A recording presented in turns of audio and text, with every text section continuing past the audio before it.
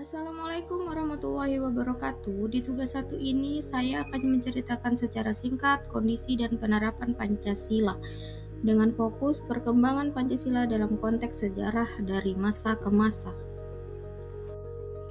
Perkenalkan, nama saya adalah Parmita Yusnianti, Prodi PGSD, NIM 858487719, UPBJJ Samarinda Universitas Terbuka.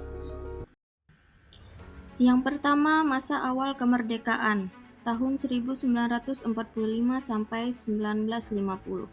Kondisi pada masa ini, Indonesia baru saja merdeka dan masih berjuang mempertahankan kemerdekaan dari agresi Belanda.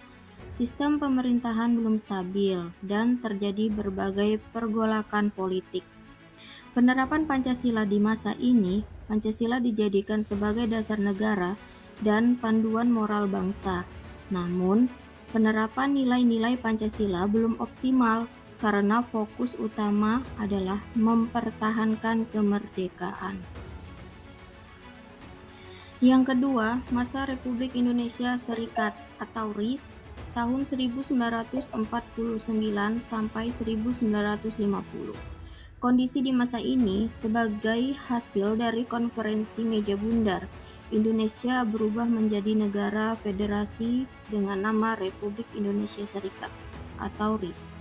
Penerapan Pancasila di masa ini, Pancasila tetap menjadi dasar negara, tetapi dalam praktiknya, nilai-nilai persatuan dan kesatuan kurang terasa, karena sistem federasi memberikan otonomi yang besar kepada negara-negara bagian.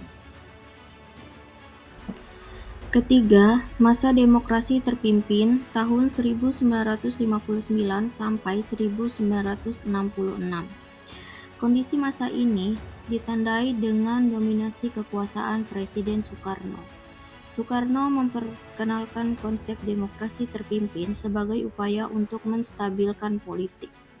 Penerapan Pancasila di masa ini, Pancasila ditafsirkan sesuai dengan keinginan penguasa.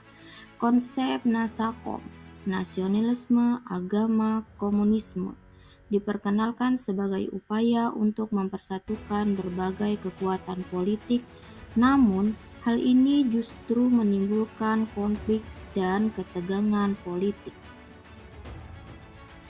Keempat, masa Orde Baru 1966 sampai 1998. Kondisi Orde Baru muncul setelah terjadinya peristiwa Gerakan 30 September 1965. Soeharto menggantikan Soekarno sebagai presiden dan menerapkan kebijakan yang disebut pembangunan nasional. Penerapan Pancasila ini, Pancasila dijadikan sebagai ideologi tunggal melalui program P4. Pedoman penghayatan dan pengamalan Pancasila. Pemerintah Orde Baru berupaya menanamkan nilai-nilai Pancasila kepada seluruh masyarakat melalui berbagai cara. Namun, pada praktiknya, kebebasan berpendapat dibatasi dan terjadi praktik korupsi, kolusi, dan nepotisme. Kelima, masa reformasi tahun 1998 hingga sekarang. Kondisi ini, krisis ekonomi dan politik pada tahun 1998 menyebabkan jatuhnya Orde Baru. Era reformasi dimulai dengan tuntutan untuk demokratisasi dan penghapusan KKN. Penerapan Pancasila di masa ini, Pancasila kembali menjadi dasar negara dan panduan moral bangsa. Masyarakat diberikan kebebasan untuk mengemukakan pendapat dan keterlibatan dalam proses politik. Namun, tantangan yang dihadapi adalah munculnya berbagai ideologi dan gerakan yang bertentangan dengan Pancasila.